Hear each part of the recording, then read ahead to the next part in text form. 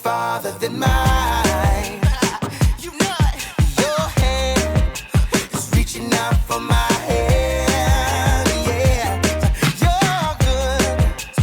Oh, my Savior, you're good. You're too good. Yeah. So I trust, even when I don't understand. Oh, every step I take, every move I make, I will follow, follow, follow.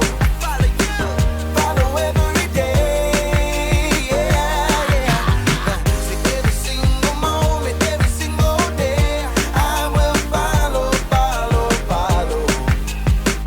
Follow every day. Whoa.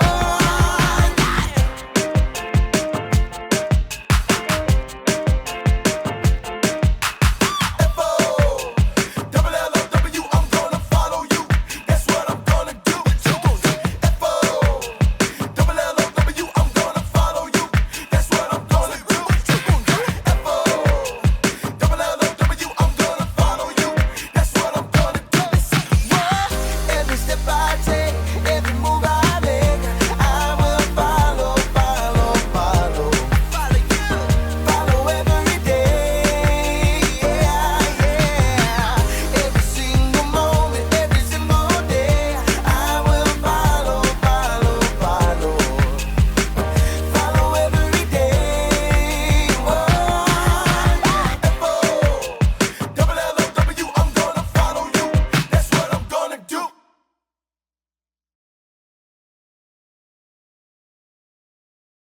I won't let you get away with this, Lord Nefarious. You'll never defeat me, super guy. Oh, yeah? Yeah. Hold on a second. Welcome to Story Lab. This week, we're taking a look at the story of someone who was chosen to be a part of the most epic plan for good this world has ever seen. That's what you think, super guy.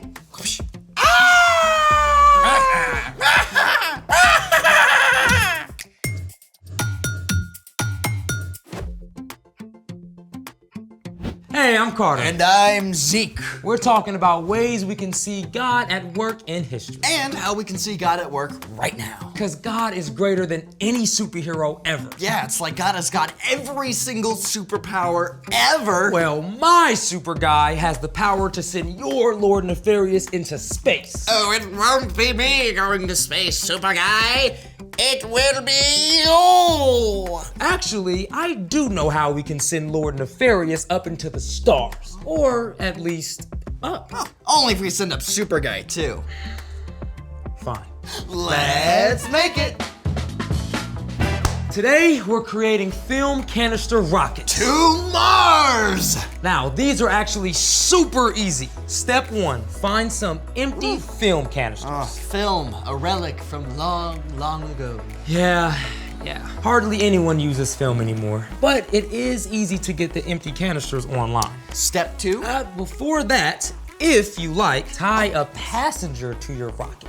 It ends here, super guy. Great, now step 2, fill up your canister about a third of the way with warm water. Now, step 3 and step 4 have to happen very quickly, so get ready. Ready. Now, take an effervescent tablet and drop it into the warm water. Whoa, maybe we do this outside? Oh yeah, good idea. Yeah. Ready. All right, next, take an effervescent tablet and place it in the warm water. Then immediately place the lid on the canister and place it on the table upside down. Okay. Are you ready? Yeah. 3, 2, 1, go.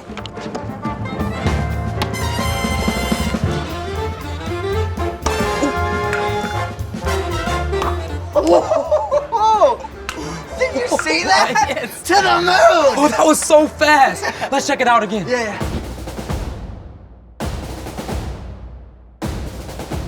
You know, we do have a lot of those film canisters lying around. Oh yeah.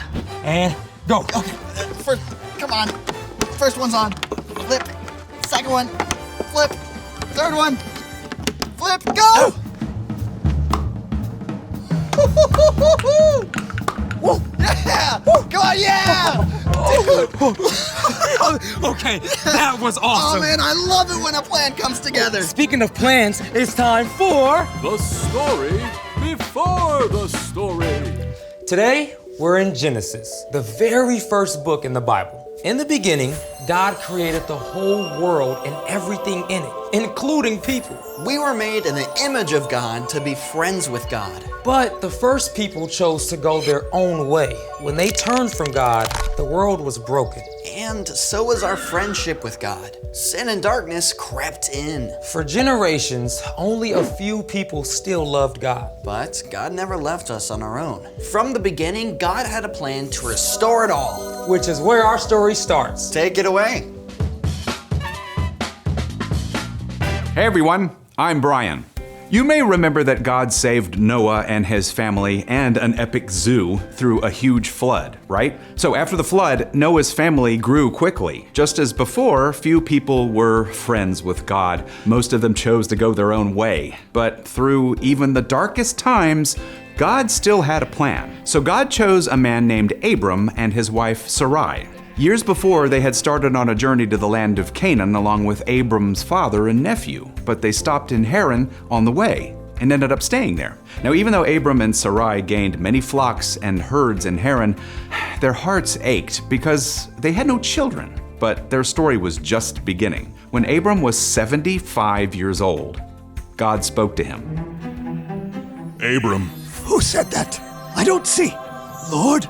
go from your country, your people and your father's family. Go to the land I will show you.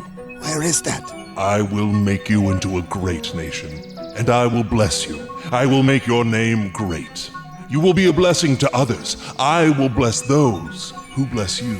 I will put a curse on anyone who puts a curse on you. All nations on earth will be blessed because of you. And you can imagine this was a lot to process, right? The God of the entire universe had just spoken to Abram and laid out a plan to save the whole world. And it started with Abram and Sarai making a huge move into the unknown. Just leave? Everything?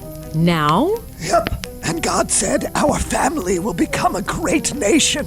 But we don't have any children. We don't have a big enough family for an upgraded tent, much less a nation. In spite of all their questions, Abram and Sarai believed God. So they packed up everything that they owned and started out on an epic trip, along with Abram's nephew Lot and all of their flocks and herds. At long last, they arrived in the land of Canaan and camped near the tree of Moreh at Shechem. And here, God appeared to Abram. I will give this land to your family who comes after you. And encouraged by God's promise, Abram built an altar at Shechem to honor the one true God. Then Abram and Sarai traveled east and set up their tent near Bethel. Abram built another altar. Thank you, God, for bringing us to this land. God really told you all this will be ours? He promised it will belong to our family who comes after us. As in, children. Do you see these wrinkles, Abram? You know how old I am. The years passed, and still Abram and Sarai had no child. Sometimes they trusted God, and sometimes they made unwise choices out of fear. But God remained faithful. Again, God appeared to Abram in a vision. Abram, do not be afraid. I am like a shield to you. I am your very great reward. Abram wanted to believe, but his heart was heavy. Lord and King, what can you give me? I still don't have children. When I die, my servant Eliezer will get everything I own. You will have a son of your own. Then God took Abram outside. Overhead, brilliant stars wheeled like a vast ocean of light. Look up at the sky. Count the stars if you can. Abram threw back his head, and maybe he laughed. I mean, counting those stars would take a lifetime, many lifetimes. That's how many children will be born into your family. And you know what? In spite of all those long years, Abram chose to keep believing God. It's even recorded that Abram's faith made him right with God. Abram, later called Abraham, and Sarai, later called Sarah, didn't get everything right. But at long last, when Sarah was 90 and Abraham was 100 years old, God gave them their promised son. His name is Isaac. Abraham's family did become a great nation, the Israelites. Many hundreds of years later, another baby was born into Abraham's family, God's very own son, Jesus. And through Jesus, the entire world has been blessed, just as God promised. The end. That's wild. Yeah. I mean, Abraham and Sarah just packed up and moved like that. It was a huge leap into the unknown for sure. It'd be like if my dad told us to just throw all of our stuff into a moving van and we're just gonna drive till God tells us to stop. So, what's our part in the story? Well, it is possible God might ask your family to make a big move sometime in the future, but God calls each one of us to take small steps of faith every day. And faith is trusting in what you can't see because of what you can see. We can't see God with our own eyes right now, but we can see all the things that God has done. Like the way that God kept his promise with Abraham by giving him a son. And how God kept his promise to bless everyone by sending Jesus. That's exactly right. From the very beginning, when people turned away, God had a plan to restore us. Throughout God's story recorded in the Bible, we see how God has been working out that plan. And God has promised to make everything right in the end when Jesus returns. But right now, things are messy. People get hurt. We live in the middle of the story. But God can actually take even the hard things in our lives and make them beautiful. The Apostle Paul wrote, "We know that in all things God works for the good of those who love him." So, even when things get difficult, you can always trust that God still has a plan. Nothing can stop God's plan to bring good out of hard things and to make everything right in the end, even though you might have to wait a long time to see it. Like Abraham and Sarah. Yeah, I think you got it. See you next time. So, here's the thing. You can trust that God has a plan. Even when you have to start at a new school where you don't know anyone. Even when you keep getting sick and missing school. Even when you and your best friend get into a fight. Even when you get blasted off to outer space. You ready, man? Yeah! Let's go. Go for launch. Thanks for joining us in the Story Lab. See you next time. This one's done. Oh, I'm taking fire. I'm taking fire. Yeah, go. Woo! Dude. That one went so high. Hello, everyone. I'm Brandon. I'm John. And welcome to The So-and-So Show. You know, John, not all superheroes wear capes. Some of Yeah, them. they do. No, not all of them. Yeah, they do. If you're a superhero, you have to wear a cape. How else would you identify them flying, right? You're gonna think it's a bird or a plane. No, not all superheroes fly either. What else would a superhero wear, Brandon? Well, let's ask someone who knows stuff. Oh. Hello, citizens.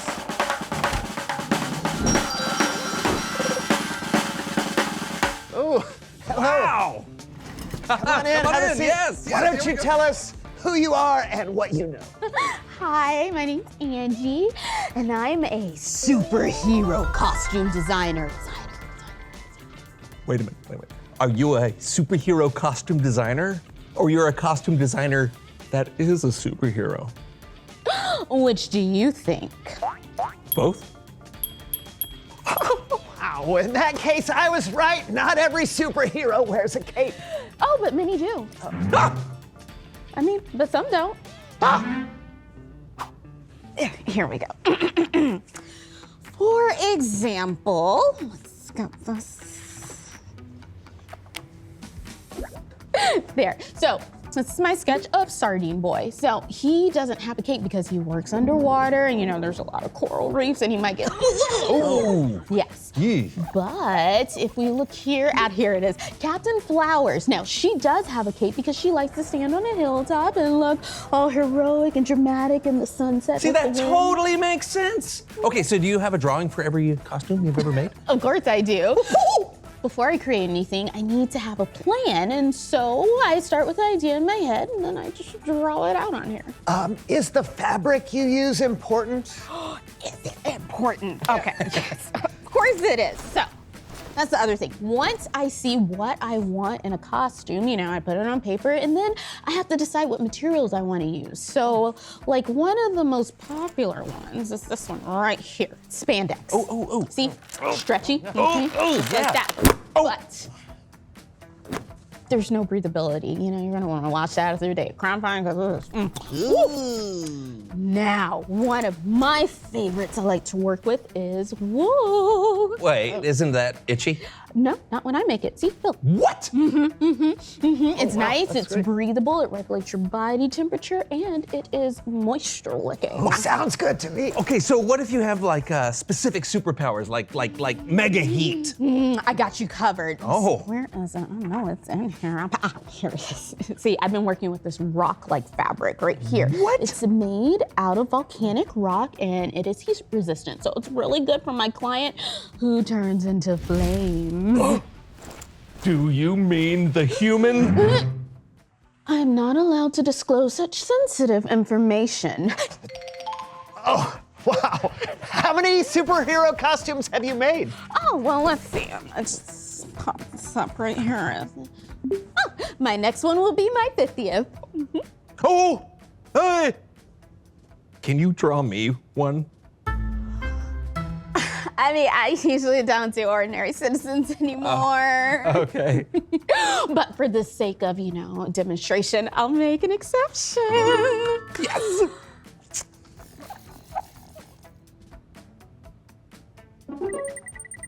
What are you? I'm making a plan. Oh.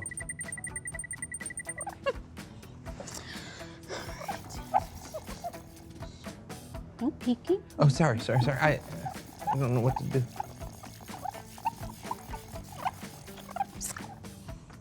Here we are. It's, me. Yep, I call you Funny Couch Man. Oh, Funny Couch Man! He doesn't seem like a superhero. Oh, precisely. So, to the naked eye, he's just a regular guy lounging on his big comfy couch. It does look comfy. Uh-huh. Uh-huh. But in a world, he's more than that. He's the guy you come to when you need a friend. And he always has a funny story to tell that makes you smile when you need it most. Oh, that sounds like a superpower. Yes, I love it! It's amazing! It's stupendous. It's the most wonderful thing I've ever seen in my entire life, but it's only missing one thing. What's that? A cape. Yeah, that wasn't a part of my plan. Oh. Okay. But I'll see what I can do.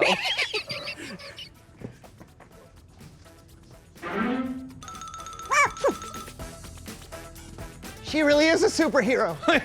yeah, tell me about it. Oh, and she's not the only one. It's Bible story time with Kellen.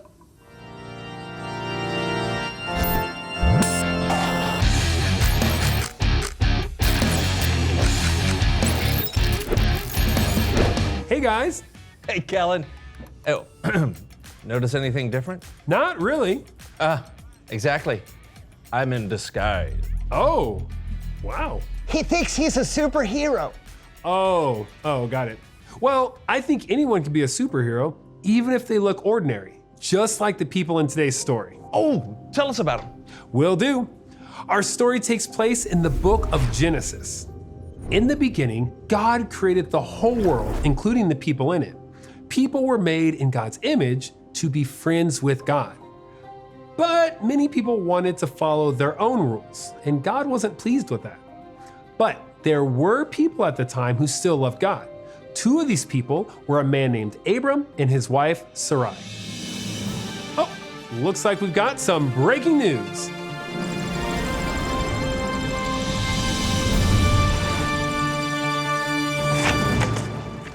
Good morning. I'm Diane DeWitt, and this is the Ancient News Network, the leading network for the most ancient news. Coming up, Y2K? Why not? But first, an elderly man claims to hear from God, uproots his family, and heads off to a new land. Joining us from Haran, it's Abram. Abram, can you hear me? Yes, I can hear you, Diane. Thank you for having me. Thank you for taking the time to meet with us. So, you were out in a field when you heard a voice. That is correct. I was tending to the sheep, of which my wife Sarai and I have plenty. Too many, in fact. Are you in need of sheep? You look like you could use a couple. I'm good on sheep. Suit yourself. I was tending to the sheep when suddenly, out of nowhere, this voice tells me to go from my country, my people, my family, to a land unknown. And did you identify the source of the voice? Yes, it was God. Wanted me to move. On top of that, God said, I will make you into a great nation of people. And God also said, all nations on earth will be blessed because of you. And why do you think God chose you? I don't know. What's so special about me, huh? And how will God make me into a great nation of people? My wife and I have no children. Not yet, anyway. So you don't believe it's possible? No, I believe it. It's God. I have faith that God has a plan for me. So when God said go, I packed up the family and we went. Hey! Stay out of that tent, sheep! A man leaves his home and travels far away because he believes in God's promise. Inspiring story. Back to you. Thanks. What amazes me about that story is the faith of Abram. He was 75 when God made that promise, and he still didn't have any kids. But he trusted in God's promise, and he and Sarai obeyed God and moved from their land, from everything they knew. And it would be many more years before, well, you'll see.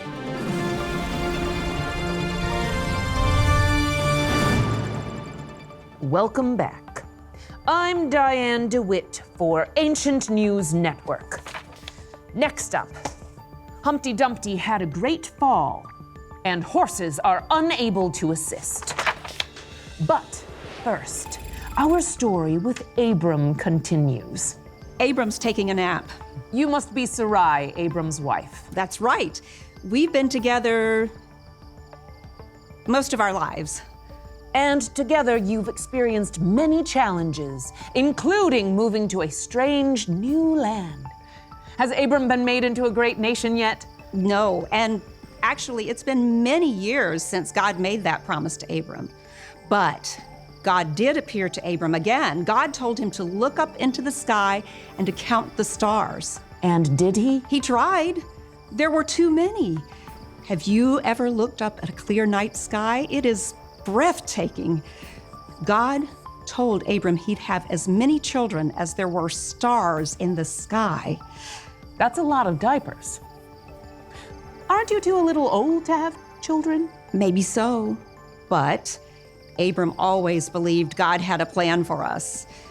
There were times when I had a hard time believing, but now I know that God is faithful because here we are. Congratulations, you two. Thank you. You heard it here last. An elderly couple is going to have a baby and possibly a whole nation. Next time on Ancient News Network, snail mail. What's taking so long? The answer is not what you think. Back to you. Thanks. Sarai was 90 and Abram was 100 when God gave them their son Isaac. And like God promised, the whole world would be blessed because of Abram's family. Hundreds of years later, one of Abram's many descendants was born, a baby named Jesus.